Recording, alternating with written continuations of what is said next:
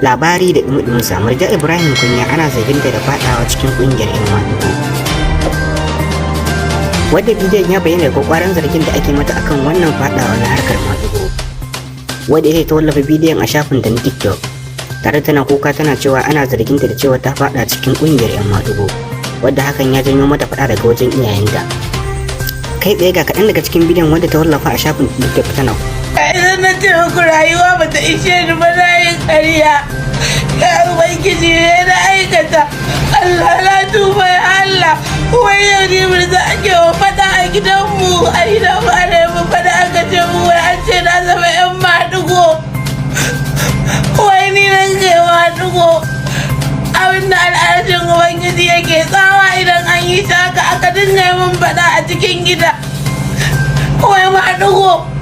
Wani da nake maɗigo, maɗigo, Allah na tuba, Allah wani irin laifin da aikata ake mina da wannan shirin. Maɗigo, wai Allah ni Murja na shiga uku na lalace.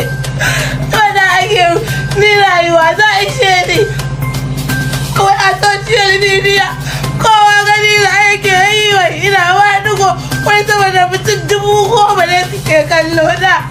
A gari ni ban san mutum nawa ne suke gani na ba, ni dai ina yin postin ko in yi postin in saka bidiyo a ce ni ce, shi ne babin da nake yi. Har zunubi na ya kai ana mun fada a gidan ba a ce wayan maɗigo ce ni, wayan maɗigo.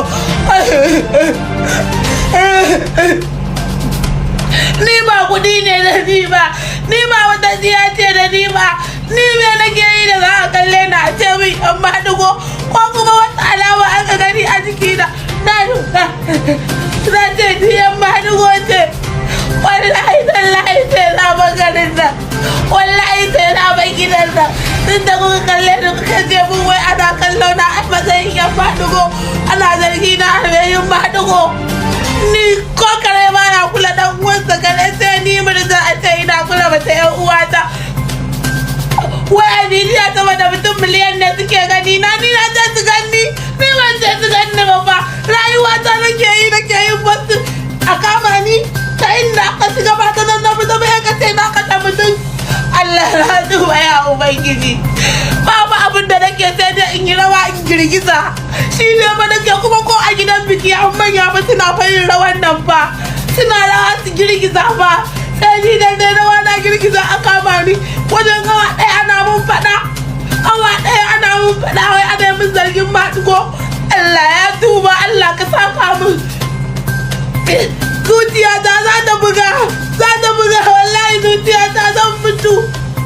Idan kun gama ku ganni ba mutanen TikTok wa'anda kuma da kuka je kuka faɗi kuka ce wai ana min zargin 'yan maɗigo, Allah zai saka mun. Idan ba ku ganni ba to na mutu, domin zuciyata ta riga ta buga, kun kashe ni kun huta. Wai maɗigo ai da mu kun sa kwace min wayoyi. Duka anan muke dasa aya, anan za mu karkare tabbin shirin. Mai sauraro za mu zo mu ji ra'ayoyinku a bangaren comment section. Kada ku manta idan ba ku mana subscribe da wannan channel namu ba, muna roƙonku da ku yi subscribe domin samun shirye-shiryen da zarar mun ɗora kai tsaye.